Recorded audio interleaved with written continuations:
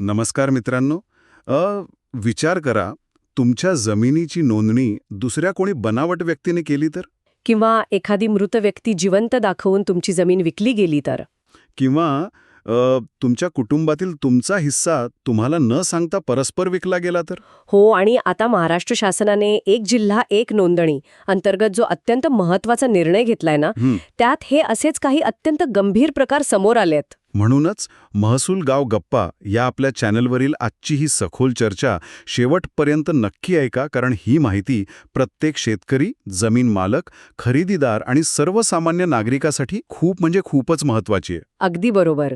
तसं पाहिलं तर शासनाने सर्वसामान्य लोकांसाठी एक अतिशय चांगली आणि सोयीची योजना आणली होती. हो ना? ज्या कामासाठी आधी महिना सरकारी ऑफिसमध्ये खेटे घालावे लागायचे, ते काम आता एका दिवसात आणि कोणत्याही कार्यालयात होऊ शकतं. ऐकायला खूप भारी वाटतंय. चित्राची दुसरी बाजू आता समोर येतेय. याच अत्याधुनिक सुविधेचा वापर करून एका माणसाने आयुष्यभराची कमाई लावून घेतलेली जमीन दुसराच कोणीतरी तोत्या व्यक्ती उभा करून परस्पर विकतोय. बापरे!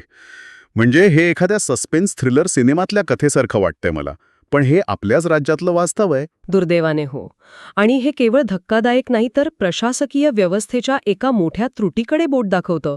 प्रशासकीय वेळेची बचत करण्यासाठी आणलेलं तंत्रज्ञान जेव्हा गुन्हेगारांच्या हातातील शस्त्र बनतं, तेव्हा परिस्थिती किती भयानक होऊ शकते हे यातून दिसतं. कारण इथे प्रश्न फक्त पैशांचा नाहीये, तर पिढ्यानपिढ्या जपलेल्या मालमत्तेचा आहे. अगदी.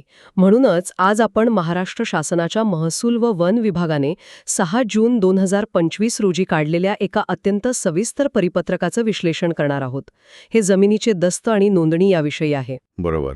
शासनाने एक जिल्हा एक नोंदणी नावाची जी योजना आणली, तिचा मूळ उद्देश काय होता आणि त्यातून फसवणुकीचे कोणते नवे मार्ग उघडले गेले आणि शासनाने काय कठोर पावलं उचलली आहेत, हे सगळं आपण बघणार आहोत. तर याची सुरुवात कुठून झाली नक्की? याची सुरुवात समजून घ्यायची असेल तर शासनाच्या 100 दिवसांच्या महत्वाकांक्षी कार्यक्रमाकडे लक्ष द्यावं लागेल. या अंतर्गत एक राज्य एक नोंदणी हा खूप प्रगत कार्यक्रम हाती घेण्यात आला होता. आणि उद्देश तोच असेल, तंत्रज्ञानाचा वापर करून लालफितशाही कमी करणे आणि लोकांना फास्ट सर्व्हिस देणे. हो ना. आणि याच संकल्पनेचा भाग म्हणून जिल्हा स्तरावर 1 मे 2025 पासून एक जिल्हा एक नोंदणी सुरू झाली. यामुळे झालं काय, तर एका जिल्ह्यातील कोणत्याही भागातील दस्त म्हणजेच प्रॉपर्टीचे डॉक्युमेंट्स त्याच जिल्ह्यातील कोणत्याही सब रजिस्ट्रार ऑफिसमध्ये नोंदवण्याची सोय उपलब्ध झाली. यालाच परिपत्रकात सामायिक क्षेत्र किंवा कॉमन ज्युरिस्डिक्शन म्हटले. साठी सगळे दरवाजे खुले आहेत. कुठूनही वस्तू घ्या आणि कोणत्याही काउंटरवर जाऊन अगदी सहज बिल द्या. हो, उपमा अगदी चपखल आहे तुमची. सर्वसामान्य लोकांसाठी ही खूप मोठी क्रांती होती. जुन्या पद्धतीत लोकांना एकच ऑफिसमध्ये रांगा लावाव्या लागायच्या. आता कुठेही जायचं स्वातंत्र्य मिळालं. पण इथेच ती मेख आहे. जर त्या सुपरमार्केटच्या सिक्युरिटी सिस्टममध्येच काही त्रुटी असतील तर लोक न विचारता वस्तू घेऊन जाऊ लागतात. म्हणजे तंत्रज्ञानाच्या एवढ्या प्रगतीनंतरही हा नियम गैरप्रकारांना इतकं मोठं आमंत्रण कसं काय देतोय? काय होतं ना, इथे तंत्रज्ञान माणसाच्या ओळखीला पर्यायी ठरू शकलं नाहीये. जुन्या पद्धतीत एक अदृश्य पण मजबूत सुरक्षा यंत्रणा काम करायची. ती म्हणजे तिथली स्थानिक माहिती. अच्छा, म्हणजे लोक एकमेकांना ओळखायचे. अगदी. तिथल्या अधिकाऱ्यांना किंवा अगदी तिथल्या वकिलांना त्या विशिष्ट जमिनीची, तिथल्या कुटुंबांची, वादांची थोडीफार तरी माहिती असायची. एखादा संशयास्पद व्यवहार समोर आला की त्यांना लगेच संशय यायचा की अरे, हा विकणारा माणूस दुसराच कोणीतरी दिसतोय. म्हणजे तो जो एक मानवी संपर्क होता, तोच सुरक्षेचा टप्पा होता. बरोबर. पण जेव्हा अधिकारक्षेत्र संपूर्ण जिल्ह्यासाठी वाढवलं गेलं, तेव्हा हा नैसर्गिक सुरक्षेचा टप्पा पूर्णपणे गायब झाला. विचार करा, जिल्ह्याच्या एका टोकाला असलेली जमीन जिल्ह्याच्या दुसऱ्या टोकाला असलेल्या कार्यालयात नोंदवली जाऊ लागली. बापरे, म्हणजे तिथल्या अधिकाऱ्याला त्या जमिनीचा इतिहास किंवा मूळ मालकाचा चेहरा काहीच माहीत नसतो. काहीच नाही. अधिकारी फक्त फाईल आणि त्यातील कागदपत्रे पाहतो. आणि नेमक्या याच गॅपचा फायदा गुन्हेगारी प्रवृत्तीचे लोक घेत आहेत. हे ऐकताला सांगावर काटा येतोय खरं तर. आणि यातून प्रत्यक्ष कशी फसवणूक होतीये याची जी यादी परिपत्रकात दिली आहे ती खूपच धक्कादायक आहे. पहिला प्रकार म्हणजे चक्क बनावट व्यक्तीला उभं करून दस्त नोंदणी करून घेणे. हो. म्हणजे मूळ मालक घरीच आहे, त्याला काहीच कल्पना नाही आणि दुसराच कोणीतरी त्याची ओळख घेऊन जमीन विकतोय. आणि त्यापुढचा मुद्दा तर आणखी भयंकर आहे. चक्क मृत व्यक्ती जिवंत असल्याचे भासवून खरेदी विक्री केली जाते. एक मिनिट, इथे मला एक मोठा प्रश्न पडतोय. मृत व्यक्तीला जिवंत दाखवून नोंदणी करणे कागदोपत्री शक्य तरी कसं होतं? आपण अशा युगात आहोत जिथे सगळं आधार कार्डशी जोडलेलं आहे, बायोमेट्रिक ठसे आहेत, डोळ्यांचं स्कॅनिंग होतं. मग तिथे बसलेली सिस्टीम आणि अधिकारी खऱ्या आणि खोट्या माणसातला फरक ओळखू शकत नाहीत का? हा खूप महत्वाचा प्रश्न विचारलात तुम्ही. कागदोपत्री हे शक्य होण्यामागचं मुख्य कारण म्हणजे आपली सिस्टीम फक्त समोर असलेल्या कागदपत्रांवर विश्वास ठेवते, व्यक्तीवर नाही. दुय्यम निबंधक कार्यालयातला अधिकारी हा काही पोलीस नसतो. जर फसवणूक करणाऱ्या टोळीने बनावट ओळखपत्रे, बोगस आधार कार्ड अत्यंत सफाईदारपणे तयार केले असतील आणि एखादा खोटा मृत्यू दाखला सिस्टीममध्ये आधीच घुसळला असेल, तर अधिकारी फक्त ते कागद बघतो. आणि बायोमेट्रिक मशीन फक्त त्या बोगस आधार कार्डशी लिंक केलेला अंगठा तपासते. मुळात तो डेटा जर फसवणूक करून बनवला असेल तर मशीनही फसतं. हो ना. आणि कॉमन ज्युरिस्डिक्शनमुळे तो अधिकारी त्या कुटुंबाला अजिबात ओळखत नसतो. त्यामुळे हे काम अधिक सोपं होतं. म्हणजे तंत्रज्ञानाने फसवणूक थांबवण्याऐवजी भूमाफियांनी तंत्रज्ञानाचाच वापर करून सिस्टीमला हॅक केले असं म्हणायला हरकत नाही. आणि या यादीत शेतकऱ्यांचा जो उल्लेख आहे तो खूपच वाईट आहे. डोंगराळ भागातील आणि मोठ्या प्रकल्पांच्या लगतच्या जमिनी असलेल्या शेतकऱ्यांची मोठी फसवणूक होतीये. हो, यामध्ये जमिनीचे अचानक वाढणारे भाव हे मुख्य कारण आहे. जेव्हा एखादा मोठा सरकारी प्रकल्प येतो, जसं की नवा महामार्ग, धरण किंवा औद्योगिक वसाहत, तेव्हा जमिनीचे भाव एका रात्रीत गगनाला भिडतात. बरोबर. पण या दुर्गम भागातील शेतकऱ्यांना त्यांच्या जमिनीच्या या प्रचंड वाढलेल्या बाजारभावाची पुसटशीही कल्पना नसते. संघटित भूमाफिया नेमके याच अज्ञानाचा फायदा घेतात. आणि परिपत्रकात आणखी एक गोष्ट नमूद केली आहे की अडाणी आणि निरक्षर लोकांना धनादेश म्हणजे चेक न देणे आणि दस्तामध्ये मोबदल्याचा कोणताही उल्लेख न करणे. हे तर थेट फसवणूक आहे. अगदी जाणीवपूर्वक केलं जातं हे. कारण जर खरेदीदाराने चेक दिला तर बँक रेकॉर्ड तयार होईल, मनी ट्रेल तयार होईल. जेणेकरून नंतर त्यांना पकडता येऊ नये. बरोबर. हा ट्रेल नष्ट करण्यासाठी ते शेतकऱ्यांना रोख रकमेचं आमिष दाखवतात. अडाणी शेतकरी याला बळी पडतात. कागदावर सह्या घेतल्या जातात, पण प्रत्यक्षात त्यांना कवडीमोल रक्कम दिली जाते. आणि आता सामायिक नोंदणीमुळे हे सगळे बेकायदेशीर दस्त दुसऱ्या कुठल्या तरी दूरच्या तालुक्यात अगदी कायदेशीररित्या नोंदवले जातात. अरे रे. पण जर कोणाला असं वाटत असेल की ही फसवणूक फक्त गावाकडच्या लोकांपुरती मर्यादित आहे, तर ते पूर्णपणे चुकीचे आहेत. कारण परिपत्रकाच्या पुढच्या भागात शहरांमधील उच्च शिक्षित लोक आणि संस्था कशी फसवली जातीये तेही दिले. हो, यात सर्वात क्लेशदायक प्रकार म्हणजे कौटुंबिक फसवणूक. कुटुंबातील मालमत्तेचे हिस्से निश्चित नसताना, म्हणजे जमिनीची कायदेशीर वाटणी झालेली नसताना, एकाच भावाने इतर व्यक्तींचे हिस्से परस्पर विकून टाकल्याचे प्रकार प्रचंड वाढलेत. पण हे कसं शक्य आहे? जर 7/12 उतार्यावर 4 भावांची नावे सामायिक आहेत, तर एकच भाऊ संपूर्ण जमीन कशी विकू शकतो? इथेच तर फसवणूक करणारी टोळी आणि भ्रष्ट व्यवस्थेचं संगनमत काम करतं. एखादा चलाक वारसदार खरेदीदाराशी संगनमत करून दूरच्या सब रजिस्ट्रार ऑफिसमध्ये जातो. तिथे इतर वारसदारांची बनावट संमतीपत्र किंवा खोटे पॉवर ऑफ अटर्नी वापरले जातात. बापरे. कधीकधी कामाचा प्रचंड ताणाचा फायदा घेऊन हा दस्त मंजूर करून घेतला जातो. जेव्हा इतर भावांना हे कळतं, तोपर्यंत जमीन दुसऱ्याच्या नावावर झालेली असते. मग सुरू होतो कोर्टातला दशकानुदशक चालणारा लढा. हे खरंच अस्वस्थ करणार आहे.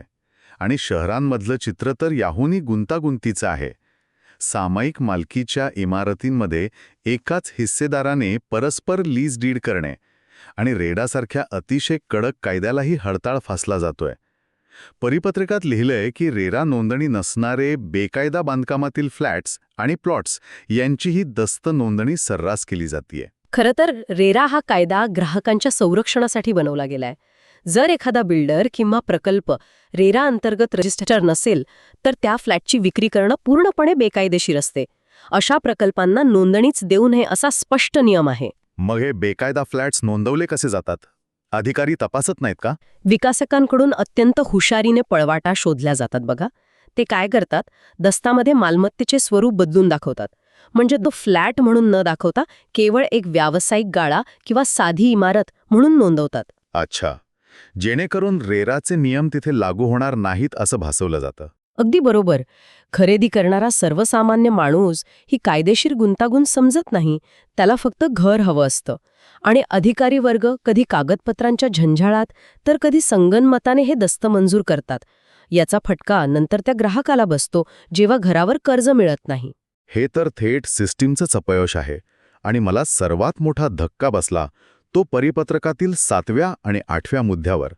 71-12 उतार्यावर इतर अधिकारात सरकारचं नाव असताना किंवा भूसंपादनाचे म्हणजे लँड एक्विजिशनचे सरकारी शिक्के असताना दस्त नोंदणी करणे. हो, हे भयानक आहे. माझं तर डोकंच चक्रावलं हे वाचून.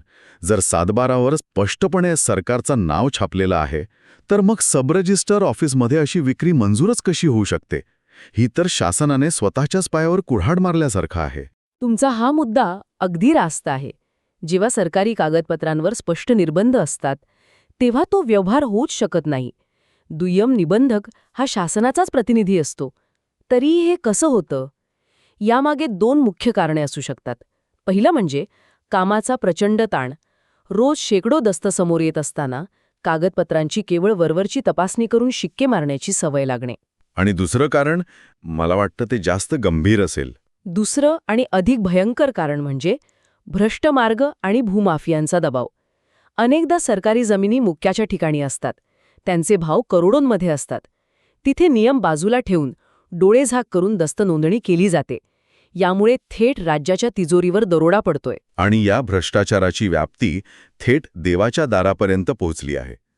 धर्मादाय आयुक्तांच्या पूर्वपरवानगीशिवाय विश्वस्तांनी ट्रस्टच्या मिळकती विकणे आणि देवस्थानाच्या जमिनी पुजारी किंवा गुरव यांच्या नावावर असल्याचा गैरफायदा घेऊन बेकायदा दस्त करणे. हो ना, देवस्थानांच्या किंवा ट्रस्टच्या जमिनी या मुळात सार्वत्रिक मालमत्ता असतात.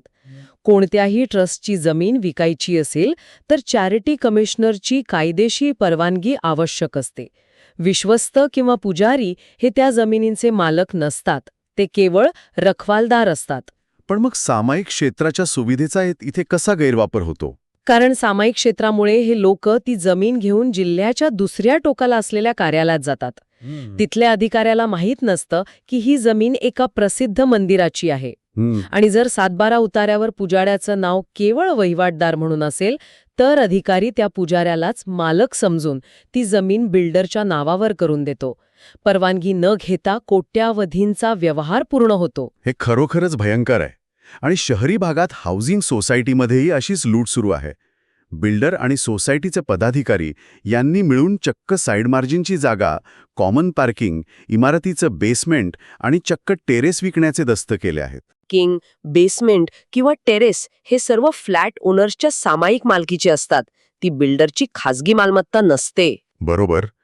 एखादा माणूस आयुष्यभराची कमाई लावून फ्लॅट घेतो आणि तिथे राहायला गेल्यावर त्याला कळतं की त्याच्यावरचं टेरेस बिल्डरने आधीच कुणाला तरी विकलंय. हो, आणि जेव्हा नोंदणी कार्यालये या कायद्यांची कडक अंमलबजावणी करत नाहीत तेव्हा सर्वसामान्यांच्या हक्कांवर दिवसाढवळ्या डल्ला मारला जातो. या सर्व फसवणुकीमुळे सामान्य माणसाचं नुकसान होतच आहे, पण शासनाचा महसूलही बुडतोय. परिपत्रकात स्पष्ट नमूद आहे की दस्तास कमी स्टॅम्प ड्युटी लावून शासनाचा महसूल बुडवला जातोय. आणि हीच ती गोष्ट आहे ज्यामुळे शासनाने हे कठोर परिपत्रक काढले आहे.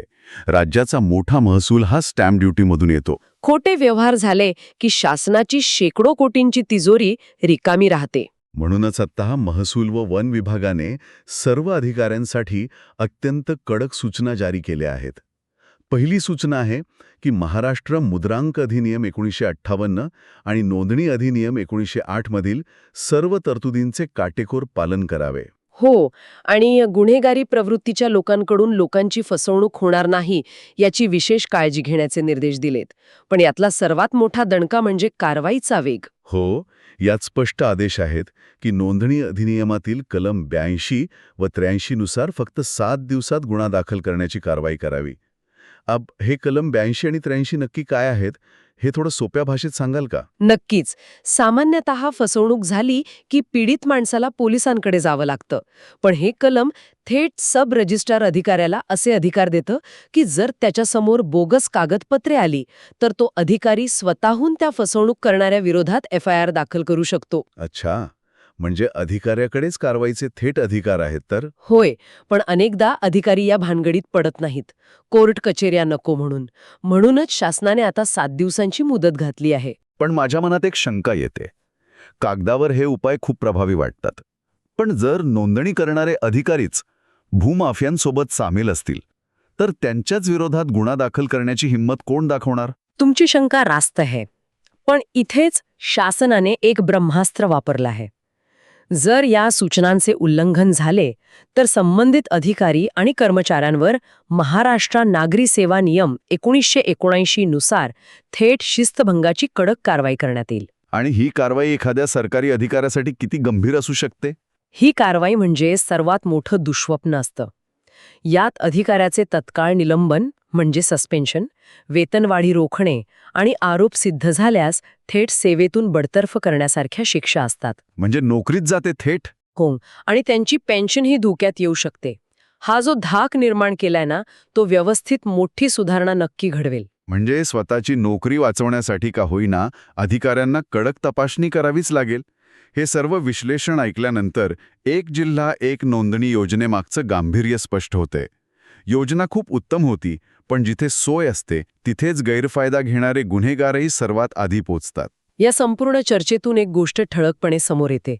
तंत्रज्ञान कितीही प्रगत झाले तरी मानवी पडताळणीची गरज कधीच संपत नाही, विशेषतः जेव्हा विषय जमिनीचा असतो, ज्याच्याशी पिढ्यांची पुंजी जोडलेली असते. आणि म्हणूनच मित्रांनो, ही माहिती आपल्या सर्वांसाठी अत्यंत महत्त्वाची आहे. कोणतीही मालमत्ता खरेदी करण्यापूर्वी स्वतः सतर्क राहणं आवश्यक आहे. अगदी बरोबर. खरेदीपूर्वी 712 उतारा स्वतः तपासणे, मूळ मालकी हक्क कोणाचा आहे याची खात्री करणे आणि घर घेत असाल तर रेरा नोंदणी वेबसाईटवर तपासणे अत्यंत गरजेचं आहे. कारण एकदा का चुकीचा दस्त नोंदवला गेला की कोर्टाच्या पायऱ्या झिजवण्यात आयुष्य जातं.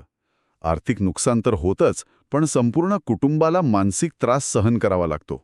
शासनाने हे परिपत्रक काढून नागरिकांनाही सावधतेचा इशारा दिलाय.